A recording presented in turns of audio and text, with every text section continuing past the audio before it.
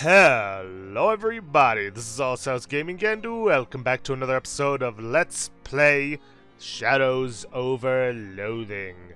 In the previous episode, we helped to clean up the park, for the most part.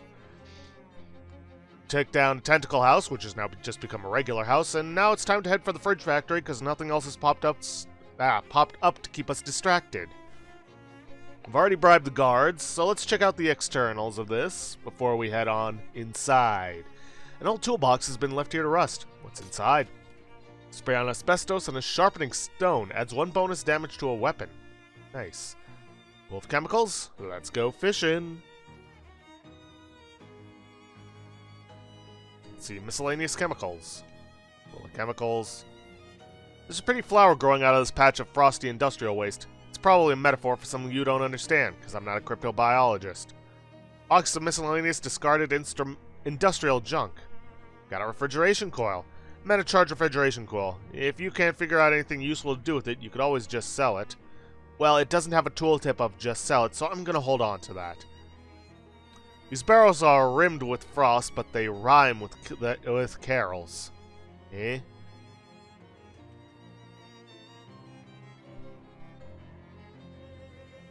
Alright, time to head on inside. Fridges are brand new and empty, and thus quite boring. Let's see. Got a workbench here. Doesn't seem big enough for refrigerator repairs. Make some stuff. Chest of tools for fixing upright refrigerators. Let's see what's inside. You got self-adhesive rivets, physical armor to a pair of pants, disposable ratchet, foot gloves, or maybe they're hand shoes? Makes you walk on your hands. It's always good to have some of these on hand in case you need to do some emergency pants repair. Right. And there's probably our guy with the watch. Looks like something is going down over there. Hide and watch. Is that all? All 40 cases? It's all there, Gluck. You got the meat? General Bruce, what are you doing here? Surprise inspection. What? This was not part of the plan. The heck?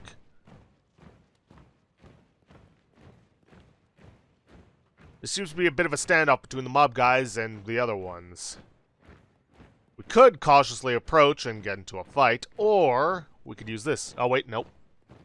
Cautiously approach first. Square-jawed military creep notices you and starts yelling. Hey, you don't have clearance to be here. Who are you? None of your business. What's wrong with your hat? It's a standard issue military hat. There's nothing wrong with it. It's all spooky and like cutting a hole in the world. Stop trying to distract me. Hey, Gluck. 10 hut! I order you to kill this intruder. On the double. Uh-oh. The military guy grunts and then leaves the same way he came in a horrible, weird spiral of negative space. The weird shadow monster that was once a person turns to face you. Turns to face you. Hello? Yeah. Shadows begin to gather around him. Abstract, menacing shapes. Now, we could get into a fight, or we could back away and look for some other solution. You can reach the controls through the broken window. Use them. Press the green one. Crane moves. Crane moves. Crane moves. And then we just drop it on him.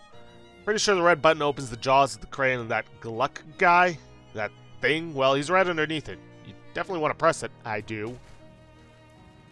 No way I'm taking the heat for this. Let's skedaddle. There's no reason to mess with the crane now. There's very little left of this poor fellow. Pick through the remains. He's got a pocket watch clutched in one hand and some business matters clutched in the other. Neither of those hands is attached to an arm anymore.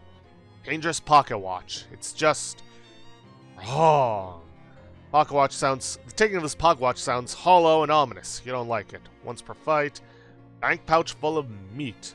Any cash payment that's too small for a briefcase must be contained in a leather zipper pouch. It's the law. Deed to the speakeasy. A legal document regarding an illegal establishment. You take a quick look at the deed. This must have been Oliver Gluck, the owner of the speakeasy. Let's see. Let me take a look over the guides. Just to make sure.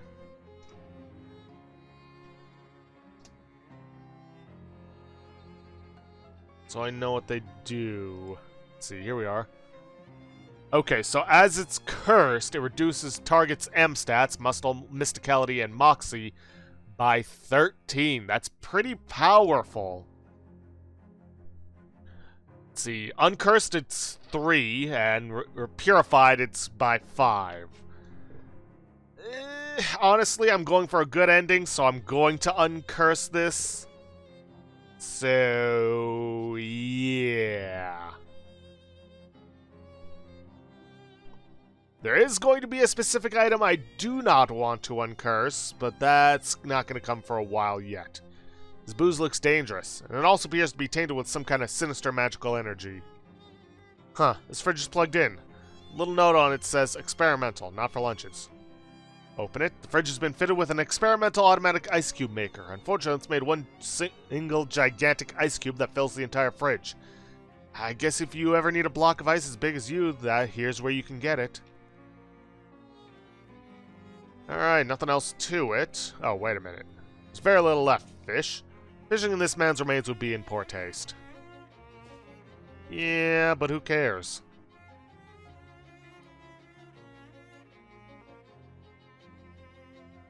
Ah, here we are. Go investigate the eerie music house. Zimmer's house. It seems like a pretty normal house in a pretty nice neighborhood, but there's something odd about it. Some sort of uncomfortable energy that makes the hair on the back of your neck stand up. Yeah, maybe it's something to do with that weird droning tone you hear coming from inside, like a pained inhuman moan constantly rising in pitch. And maybe that's it. Yeah. You knock, but hear no response, so you nose your way inside. That eerie sound is even louder in here. It seems to be coming from upstairs. Also, the owner's interior design sensibilities are a little strange. Huh. Bunch of books about music theory. Even the most basic one would be totally beyond you. It's a day stand. Dusty disused chess set. A couple of chairs. Tea time was a long time ago. There's nothing left here but the stains. This plate rack is a statement piece, and the statement is, I have too many plates. Cabinet's full of backup plates. Shelf full of trophies from music competitions. Cabinet full of sheet music. Examine one of the pieces. Held the sheet, but it's all in German. Und du kannst kein Deutsch sprechen. And the door's locked.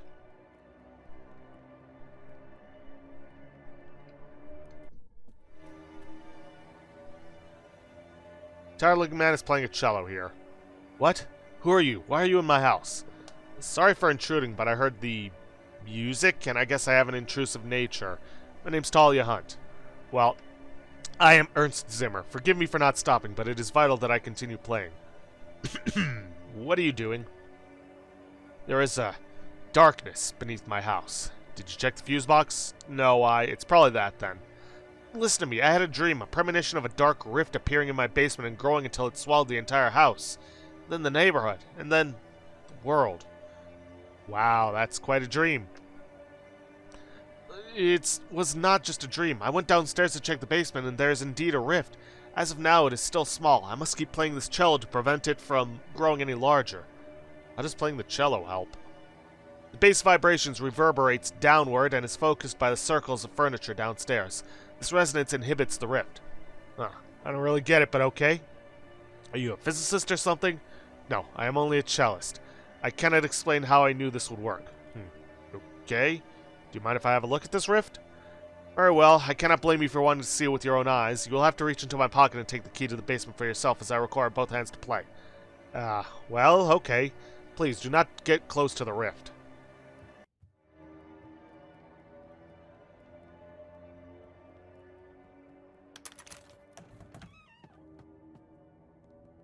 Let's see. Shelf is either evaporated or expired. Boxes of moldy sheet music. This must be where Zimmer keeps all his rubble. Huh, there's some kind of black rift or portal or something on the floor over there. Maybe I shouldn't get too close to it. I won't, because I need to get him to stop playing first.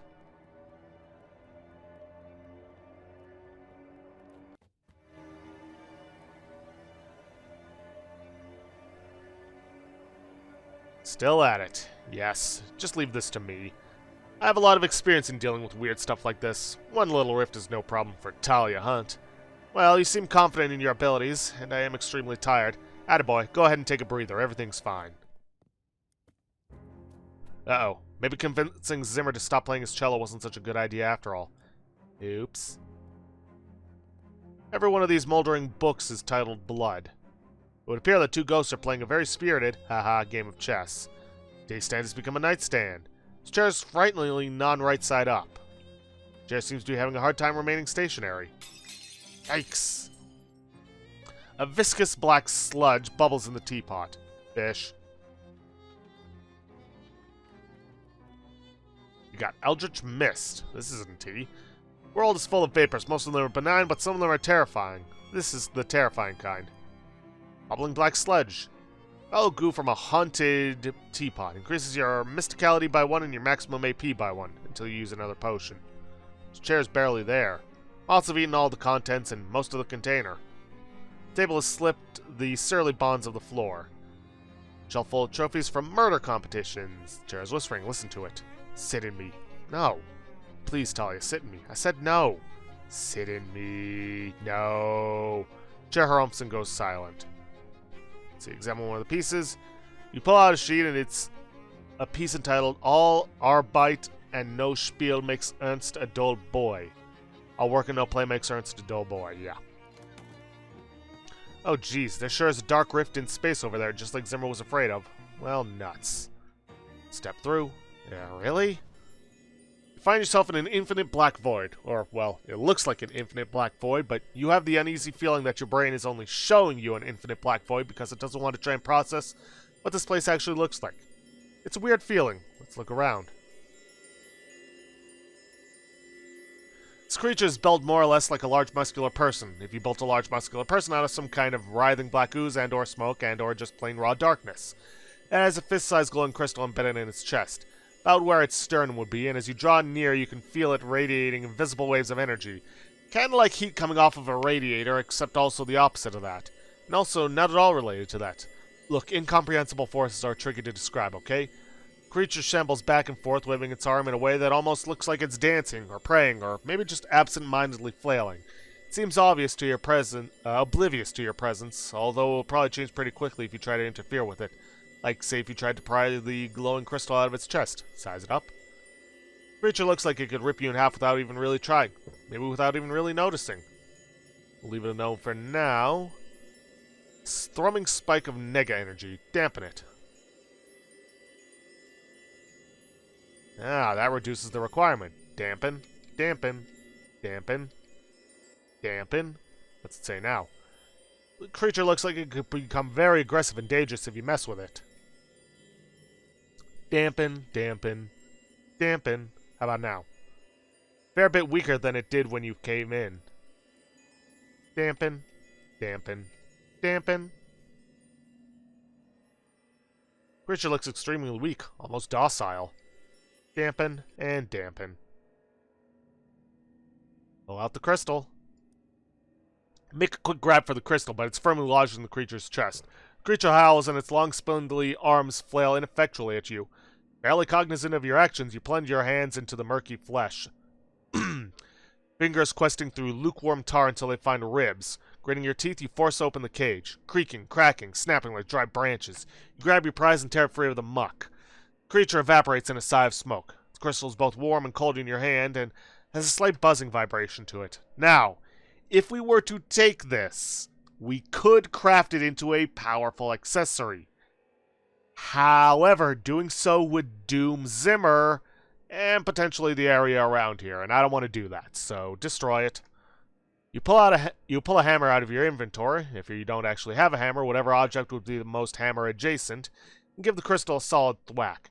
Makes it sound like a baby being torn in half and bursts into glittering shards that shoot off into the darkness. Immediately you feel, well, I was going to say a massive earthquake, but since you aren't standing on the ground, you wouldn't feel that. It's more of an everything quake. You should probably get out of here. Uh-oh. You run, swim, hover back to the rift as fast as possible and dive back through it just before it collapses / vanishes / heals. And thankfully you find yourself back in Ernst Zimmer's basement and not some kind of horrible between-dimension purgatory. You run up the stairs to tell Ernst the good news. Phew. Hi, Ernst. Hello. I fixed it. I closed the rift. You did? Ah, it's wonderful. I owe you my life. And probably also my house's life. Here, take this cello. I have no further need of it, and to be quite frank, the thought of playing it ever again only pains me.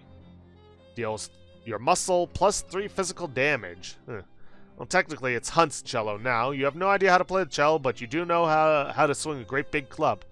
Wow, thanks.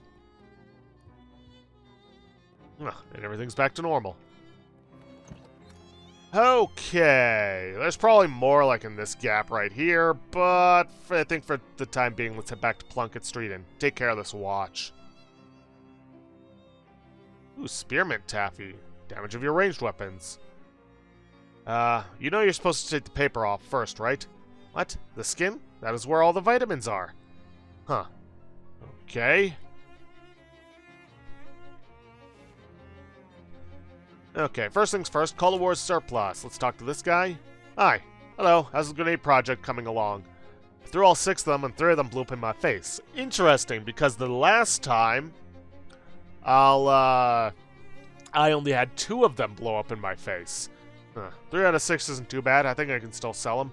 In exchange for your research, I'll give you a discount from now on. Much of a discount.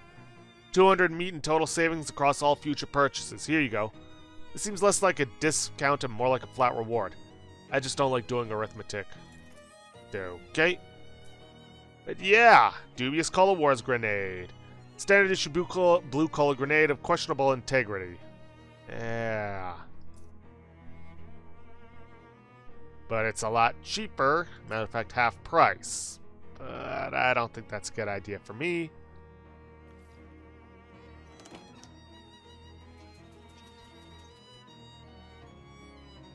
Okay, may as well go back to the speakeasy and tell him that Dan the Fancy Man that he's been taken care of.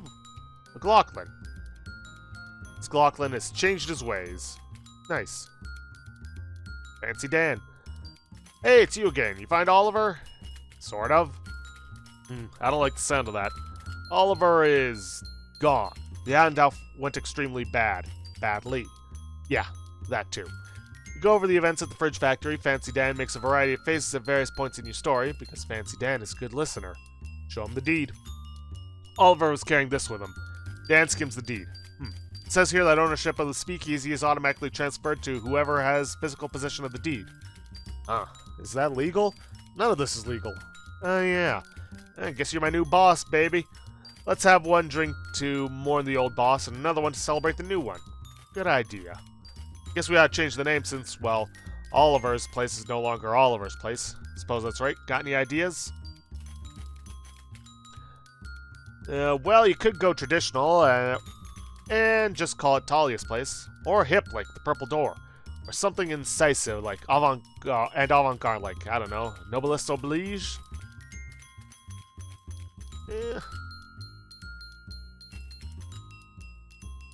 Yeah, let's go simple. I like the sound of Talia's place.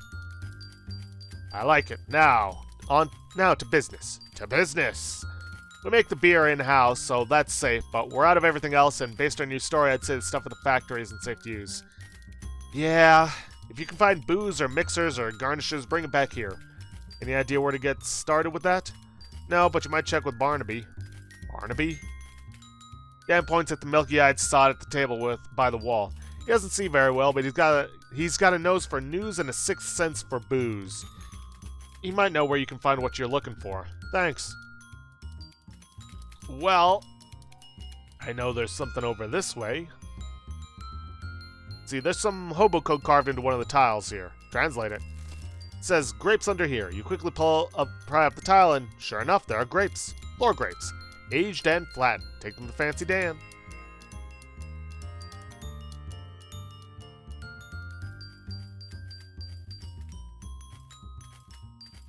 Found some floor grapes.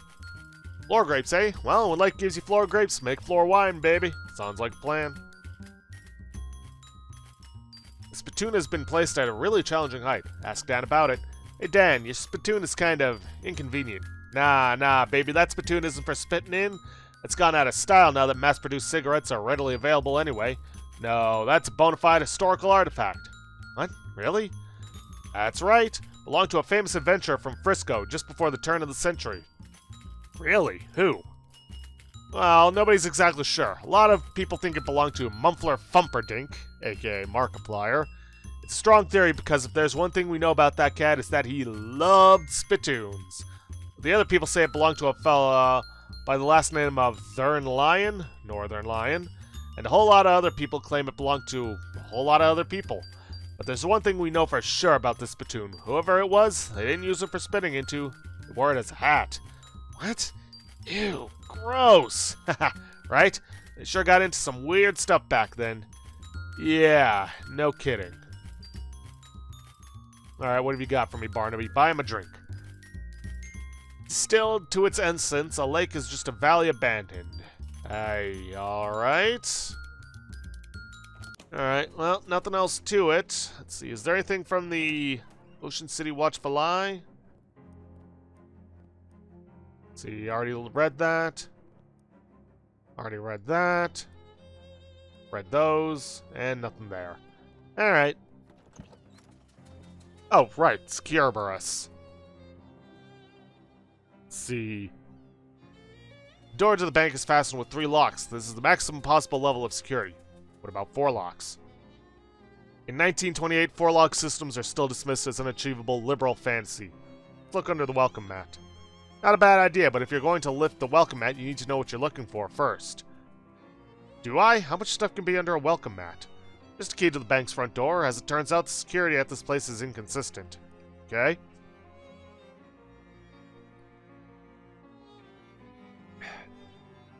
Door locks are modeled on the monstrous mugs of Great Hound Cerberus, 3-headed guardian of the underworld's banking sector.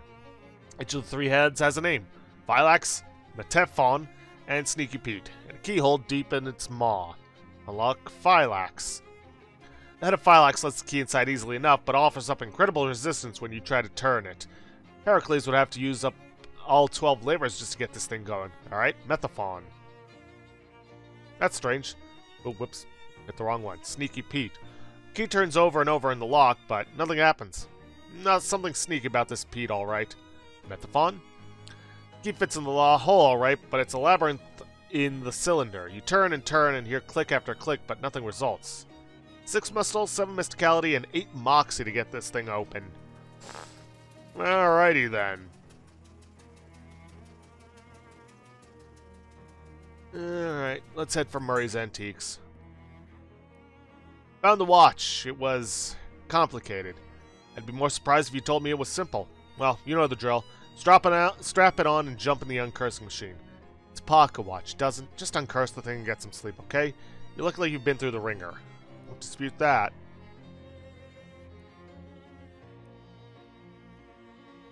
See, it's the uncursing machine. Sit in it. You sit in the chair, which is surprisingly comfortable, and pull the weird metal dome thing down over your head. What would you like to uncurse today? The dangerous pocket watch.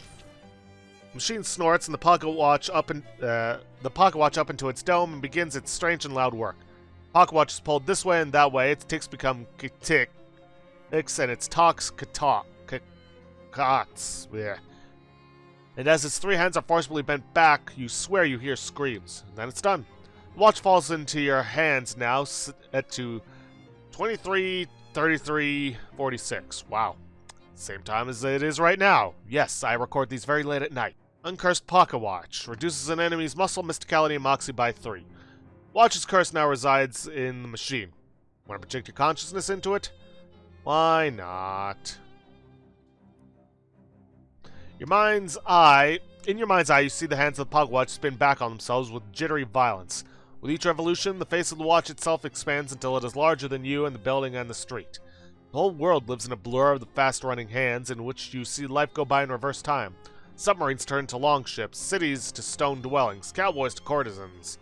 You're traveling faster and faster to the beginning of time itself, and there's no telling when this ride will end. Hold on tight.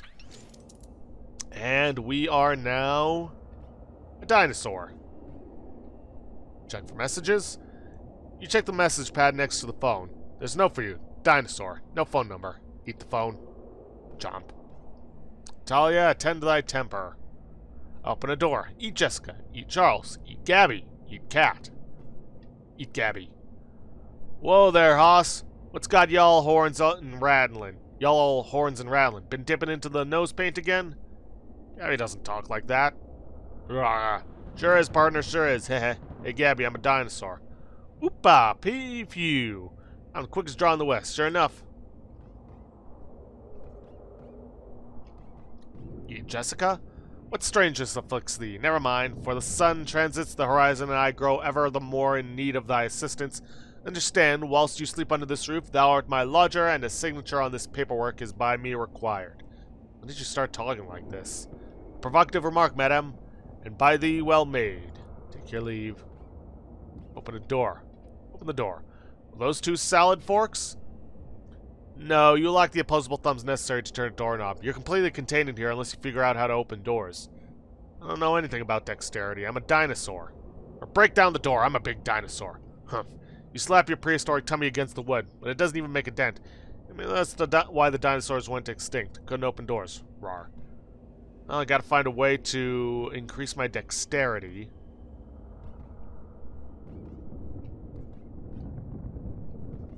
Knock the chair over. Gain 1 dexterity. Knock the other chair. We gain another dexterity. Radio isn't tuned to a station. Eat Charles. Quark. Hey, easy does it, baby. We're all hungry. Please help. I am a dinosaur. Yeah, baby. Yeah. Can you open the door for me?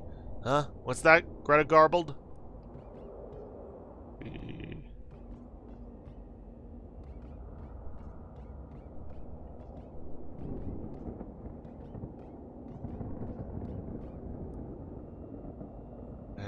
Can you open the doors for me? Doors to be locked? Well, what do I know? And thou will find the telephone table thither, a key to satisfy thy need.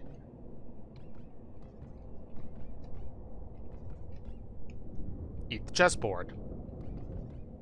Flip the table.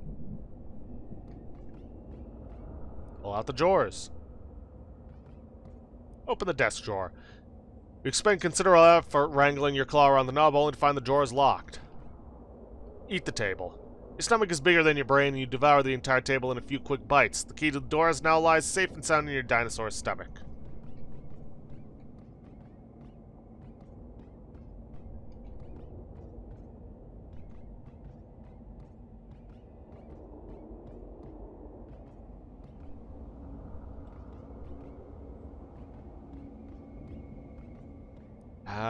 Nope, can't do that.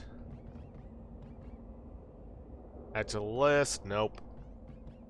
How much dexterity do I got? Can I even check? I don't think I can.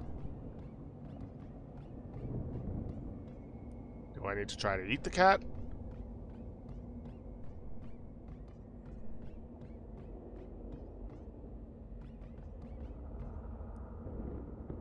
Real groovy pocket watch you got there, Talia. I like the way it ticks. You understand me? Yes. A lot of power in that timepiece. A lot of power. Would you make a promise to me, baby? Would you promise not to throw that power away? A lot of good can be done with that groovy power. Charles doesn't call me baby. Let's see. Yeah, let's do it, man. Groovy, ah! Shake our hands.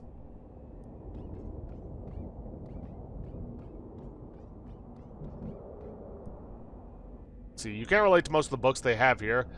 But there's one travelogue by that proves moderately diverting. Read the paper. Add to the list. Help. Talk to Jessica. Sign our name. Oblige. Sleep is all the more sweet for legal correctitude. I can no longer pet the cat. Open the door. So we meet at last. With I looking the older man, though you are far older than I shall ever be. Well, I never saw this room before.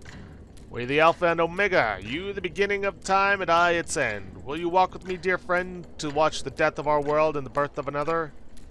I'm just trying to uncurse the pocket watch, pal.